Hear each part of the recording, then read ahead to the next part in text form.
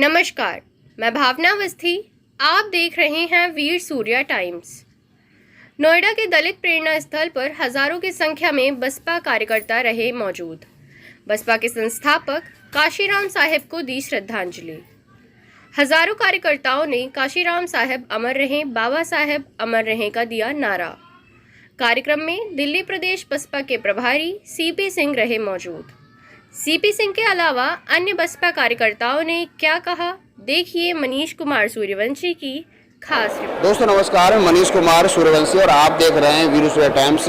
आज मौजूद हैं नोएडा में जो बहन कुमारी मायावती के शासनकाल में जो दलित प्रेरणा स्थल बना था। आज काशीराम साहब जी का जन्मदिन है और सैकड़ों की संख्या में मेरे पीछे आप देख सकते हैं कि सैकड़ों की संख्या में काशीराम साहब को लोग श्रद्धांजलि दे रहे हैं। और जो पिछला जो चुनाव हुआ है, जो बहन कुमारी मायावती जो 10 तारीख को भी रिजल्ट आया है, उसके बारे में सब लोग आपस में चर्चा कर रहे हैं। और ज़्यादातर लोगों का कहना यह है कि बहन कुमारी मायावती इतनी बुरी तरह से नहीं हारती, ईवीएम में कुछ ना कुछ घोटाला किया गया है। और काशीराम साहब के सपनों को साकार करने के लिए यहाँ के कुछ जो बसपा कार्यकर्ता हैं वो कह रहे हैं कोई बात नहीं, हम हारेंगे फिर दोबारा जीतेंगे। मेरे साथ मौजूद हैं रजनी सूर्यवंशी जो सिविया वार्ड से आई हैं और सैकड़ों की संख्या में ये लोग आए। इनके साथ मैं इनसे बात करता हूँ।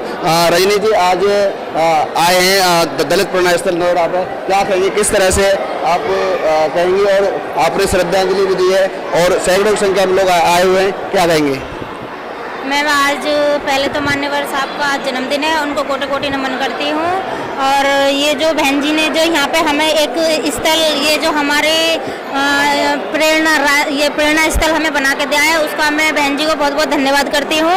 हम यहाँ आते हैं हर साल, बाबा साहब के जन्मदिन पर आते हैं, काशीराम साहब के जन्मदिन पर आते हैं और हमें यहाँ के बहुत अच्छा लगता है। हमें अपने महापुरुषों की विचारधारा यहाँ के पता चलती है, हमारे महापुरुषों ने क्या करा।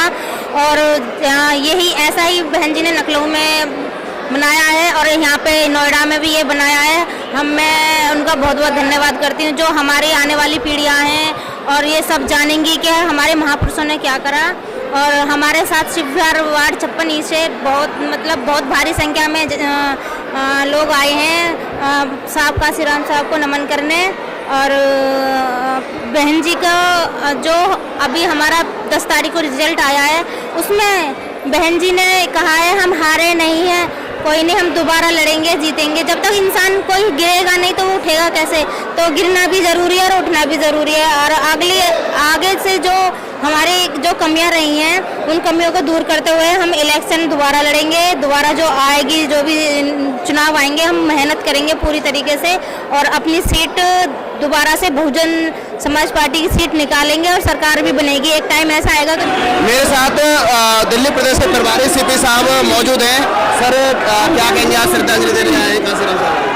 आपके चैनल के माध्यम से दिल्ली और देश के कोने-कोने से आए हुए यहाँ पर सभी बहुजन समाज पार्टी के समर्थक आज माननीय काशीराम साहब के 88वें जन्मदिन को मनाने के लिए इधर पहुँचे हैं।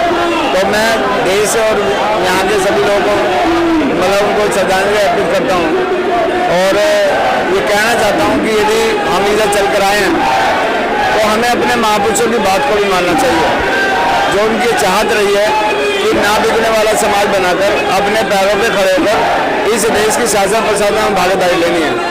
और यहाँ की जो वर्तमान सरकारें हैं वो यहाँ पर लोगों को लालच देकर एक लालच की प्रवृत्ति डेवलप कर रहे हैं और लालची आदमी आज नहीं तो कल गुलाम बनता है। अगर सर बात उत्तर प्रदेश की जाए, उत्तर प्रदेश में अभी महापुरुषों की बात की आपने, महापुरुषों लेकर बहन कुमारी बात चलती आ रही है। 4 बार तो मुख्यमंत्री बन रहे, 5 बार मुख्यमंत्री था। बताया जा रहा है कि महापुरुषों को प्रोटोकॉल काल, लेकिन बहन कुमारी बात बहुत बड़ा झटका लगा है। देखिए, वहाँ जो उत्तर प्रदेश में चुनाव हुआ है वो एक साजिश रची गई है। साजिश के तहत हमारी हार नहीं हुई है, वहाँ साजिश हुई है और साजिश का पर्दा फाश होगा, आज नहीं तो कल होगा। और जो यहाँ ईवीएम का एक खेल है, जो शासन प्रशासन का खेल है, वो तानाशाह हो गया है और तानाशाही पूरे उत्तर प्रदेश में चली है। वो मानना है कि बहन कुमारी मायावती मजबूती चुनाव उत्तर प्रदेश में लड़ाई नहीं, ये तो गलत बात है। बहन कुमारी मायावती ने पूरी मजबूती से चुनाव लड़ा। पूरे 1.5 साल से उत्तर प्रदेश की राजधानी उत्तर प्रदेश में उन्होंने डेरा डाल रखा है। अपने एक एक कार्यकर्ता को उन्होंने बुलाकर, अपने पदाधिकारियों को बुलाकर उनसे बातचीत की है। और जब चुनाव का समय आया तो इन लोगों ने लॉकडाउन लगाया, प्रतिबंध लगाए कि भाई इतने लोग से ज़्यादा नहीं निकल सकते। और जैसे ही लॉकडाउन खुला, क्योंकि हम लोग इस देश के संविधान को मानने वाले लोग हैं, हम अवैधानिक काम नहीं करते हैं। जब सरकार ने कोई प्रतिबंध लगाया तो हम लोग रुके, मगर जो विरोधी हैं वो लोग नहीं रुके, क्योंकि उनके ऊपर प्रशासन का और मतलब सरकार का नशा चला हुआ था। वो लोग उसका दुरुपयोग करते रहे, मगर हमारी नेता ने तब निकली, तब इन लोगों ने क्लीन चिट दी कि भाई आप लोग 1000 आदमी ला सकते हैं। तो 1000 आदमियों की मीटिंग उन्होंने की और वहाँ पर लाखों लोग वहाँ पहुँचे। लिखी जाए सर, दिल्ली में नगर निगम का चुनाव है, क्या बसपा दिल्ली में खाता खोल पाएगी? दिल्ली में जब से निगम का चुनाव शुरू हुआ है, हम लोगों ने पहले 1 सीट जीती, फिर 17 जीती, फिर एक बार 15 जीती, 3 जीती, और इस बार जब चुनाव होगा तो हम लोगों ने लगभग 150 सीट इधर हमने तैयार कर ली हैं। 125 पे हमने फाइनल कर रखा है, उनको डिक्लेयर करना है, और बाकी 50 से ज़्यादा लोगों से हमने बातचीत करके हम लोग उनकी तैयारी में जुटे हैं। और आप देखना, मतलब चुनाव जब होगा तो उत्तर प्रदेश का जो गुस्सा है, जो इन लोगों ने मतलब वहाँ पर चालाकी की है, उसका बदला हम लोग दिल्ली में लेने का काम करेंगे। और आपके चैनल के माध्यम से आज माननीय कांशीराम साहब का 88वां जन्मदिन के शुभ अवसर पर दिल्ली और देश के समस्त देशवासियों को हार्दिक शुभकामनाएं देता हूँ। और 16% वोट मिलता है, 1.5% रह गया है, ये बढ़ेगा या और से नीचे जाएगा? आपको आज माननीय कांशीराम साहब के जन्मदिन पर यहाँ माननीय बहन जी के माध्यम से जो ये स्मारक यहाँ बनाया गया है, राष्ट्रीय दलित प्रेरणा स्थल, इस पर आपको देखने के ये पता लगेगा आज इतनी भारी संख्या में लोग आए हैं। और लोगों को दिल्ली का वो उत्तर प्रदेश का जो चुनाव हुआ है उसमें जो निराशा हाथ लगी है हमें, उसका बदला लेने के दिल्ली के लोग बिल्कुल तैयार हैं, क्योंकि अधिकतर लोग उत्तर प्रदेश के दिल्ली के अंदर निवास करते हैं। मूवमेंट की बात तो करते हैं पर वोट नहीं देते। नहीं, मूवमेंट देखिए, मूवमेंट एक अलग चीज़ है, राजनीति अलग चीज़ होती है, पर हम लोग मूवमेंट के माध्यम से राजनीति कर रहे हैं, ठीक है ना। तो मूवमेंट साथ साथ चलेगा तो राजनीति साथ साथ चलेगी। ऐसा नहीं है वोट जो मूवमेंट जो समझता है वोट देता है, ऐसा नहीं है। मगर कहीं न कहीं जो वैसे जो लोग होते हैं, वो फ्लोटर जो वोट होता है वो इधर उधर हो जाता है। और वो उत्तर प्रदेश के लोगों ने, मनवादी व्यवस्था के लोगों ने सामदाम दंड अपना करके और ऐसा उन्होंने करने का काम किया उत्तर प्रदेश में। मेरे साथ थे ये दिल्ली प्रदेश के प्रभारी लक्ष्मण सिंह, उन्होंने साफ तौर पर कहा है कि जो उत्तर प्रदेश में जो करारी हार हुई है उसका बदला दिल्ली की जनता लेगी और बहन कुमारी मायावती के हाथों को मजबूत करेगी। मेरे साथ कुछ लोग मौजूद हैं ये दलित प्रेरणा स्थल पर, मैं उनसे बात करूंगा। सर, क्या नाम है आपका? मेरा नाम शिव कुमार चौहान है। शिव कुमार जी, आप जो बहन कुमारी मायावती ने अपने शासनकाल में दलित प्रेरणा स्थल बनवाया था, आज हजारों संख्या में लोग हैं और श्रद्धांजलि देने आए हैं कांशीराम साहब का, क्या संदेश? सबसे पहले मैं कांशीराम साहब को जन्मदिन की बहुत बहुत आपके चैनल के माध्यम से बहुत बहुत बधाई देना चाहूँगा। और हजारों की भीड़ में जो आज जनसैलाब उमड़ा है, ये प्रतीत करता है कि दिल्ली में कुछ होने वाला है। हमारे उत्तर प्रदेश में जो हमारी हार हुई है उसका बदला लेने के लिए लोगों में जोश जागा है और दिल्ली को आगे बढ़ाने के लिए ये काम करने लिए आए। मेरे साथ मौजूद हैं सोनिया विहार से सौरभ शर्मा, जो बड़ी कड़ी मेहनत कर रहे हैं और उन्होंने संकल्प ले रखा है कि इस बार बसपा की सीट सोनिया विहार से निकालना है, भाजपा को मुंह तोड़ जवाब देना है। ऐसे सौरभ शर्मा जो कर्मठ, ईमानदार और निष्ठावान कार्यकर्ता हैं। सर, किस तरह से तैयार चल रहे हैं, किस तरह से बीजेपी को और आम आदमी पार्टी बढ़ा रहे हैं आप? हम अपने समाज को जोड़ के चल रहे हैं और सबको वर्ग को हर तरीके के वर्ग को, छोटे बड़े वर्ग को लेकर के हम साथ चलना चाह रहे हैं हम, जिससे कि जैसे अभी आपने देखा कि यूपी के अंदर जिस तरीके से कि एक ही सीट पर सिमट गई हमारी बीएसपी पार्टी जो है, तो हम चाहते हैं कि निगम के अंदर जो है हम ज़्यादा से ज़्यादा सीटें निकाल करके बहन जी को, और ये हम बहन जी को अर्पित करना चाहते हैं कि हाँ, कि देखो हमने मेहनत करी है और सब आपके सहयोग से की है हमने। कमियां तो हमें भी स्वीकार करनी पड़ेगी, कुछ कमियां जो हमारे अंदर हैं, लेकिन ऐसा नहीं है कि सिर्फ चुनाव के टाइम पे होते हैं। हमारे जो कार्यकर्ता हैं वो दिन रात लगे रहते हैं, कुछ ऐसा भी है। लेकिन जो मीडिया है वो हमारी नहीं है, तो आप कैसे देखोगे उसको? आप घर में बैठ के तो उन्हें देखोगे जो आपके टीवी में आता है ना। लेकिन हमारे कार्यकर्ता लगे रहते हैं, दिन रात मेहनत करते हैं और अपनी जो विचारधारा है हमारे महापुरुषों की वो जन जन तक पहुँचाने का काम करते हैं, है ना। इसकी हार का बदला दिल्ली नगर निगम में सौरभ शर्मा जैसे निष्ठावान और ईमानदार आदमी लेंगे? जी बिल्कुल, जैसे हमारे मुस्तफाबाद से हमारी ये बहन है शिव विहार से, तो हम सभी मिल करके हम इसको आगे लेकर के चलना चाहते हैं। हम कांशीराम जी के जिस तरीके से कांशीराम जी ने कहा है कि हर समाज को साथ लेकर के चलना है। तो बस हमारी यही है कि हम हर समाज को साथ लेकर के चले हम। कैडर खत्म करता जा रहा बसपा को। कैडर नहीं खत्म कर रहा, कैडर कर रहा था, लेकिन कैडर में जो कहते हैं ना कि जब बॉल जितनी दबाव में आती है ना फिर उतनी ही तेजी से उछाल में आती है, तो कैडर अब उछाल की तरफ है और आगे मजबूती से आगे आएगा। और समाज नाराज है आप कैडर से? साथियों, दूसरे समाज नाराज नहीं, कुछ लोग क्या है कि इन्होंने भीख देने का काम जो कर दिया कि बिजली फ्री, पानी फ्री, बस फ्री। बहुजन समाज पार्टी का नारा है कि हमें फ्री नहीं चाहिए, हमें रोजगार चाहिए। अच्छा, दिल्ली में जो आपके प्रदेश के लोग हैं या बसपा के लोग हैं, बीजेपी खिलाफ नहीं बोल रहे हैं, आम आदमी पार्टी खिलाफ बोल रहे हैं, क्या कारण है? बी टीम तो नहीं है बसपा भाजपा की? बहुजन समाज पार्टी के जो हमारे नेता हैं भाजपा के खिलाफ नहीं बोल रहे हैं, ये कहना है आपका। मैं कहता हूँ भाजपा के खिलाफ भी बोल रहे हैं।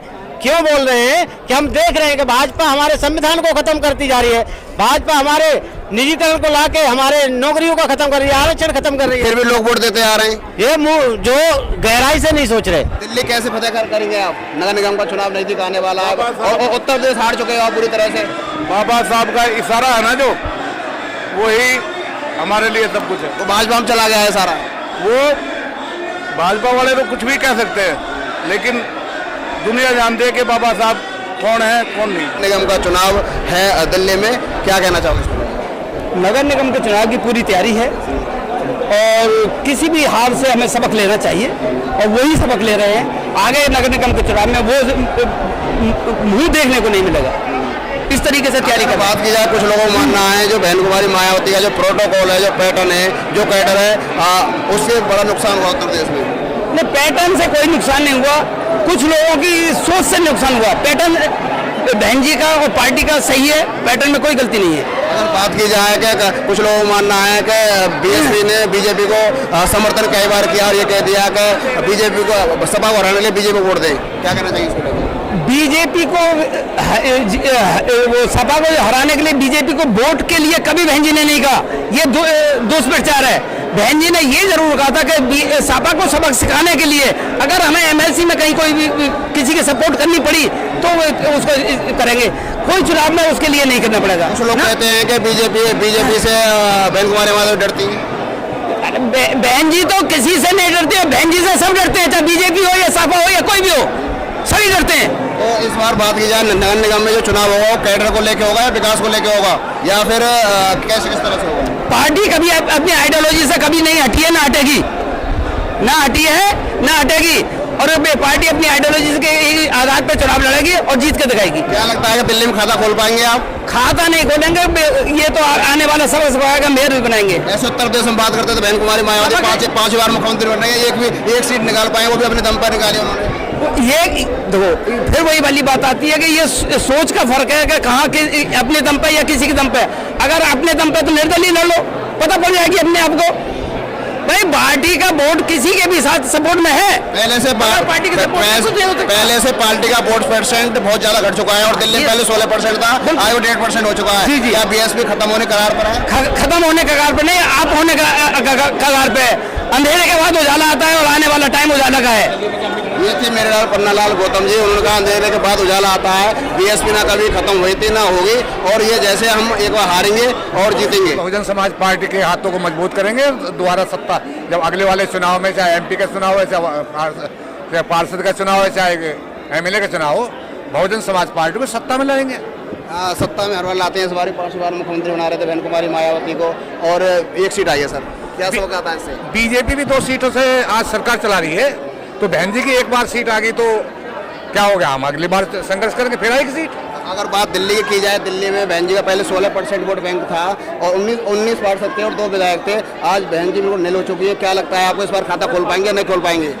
खाता तो हम अवश्य खोलेंगे, पर ये लड़ाई जो अम्बेडकरवाद और मनुवाद की है और उसमें जो मनुवादी मीडिया है उसने जिस अपना जो रोल निभाया है, जिस तरीके से लोगों को गुमराह किया है कि भाई बीएसपी तो फाइट में ही नहीं है, तो मुस्लिम समाज डर गया कि भाई ये जो है बीजेपी ना आ जाए, वो एक तरफा चला गया समाजवादी पे।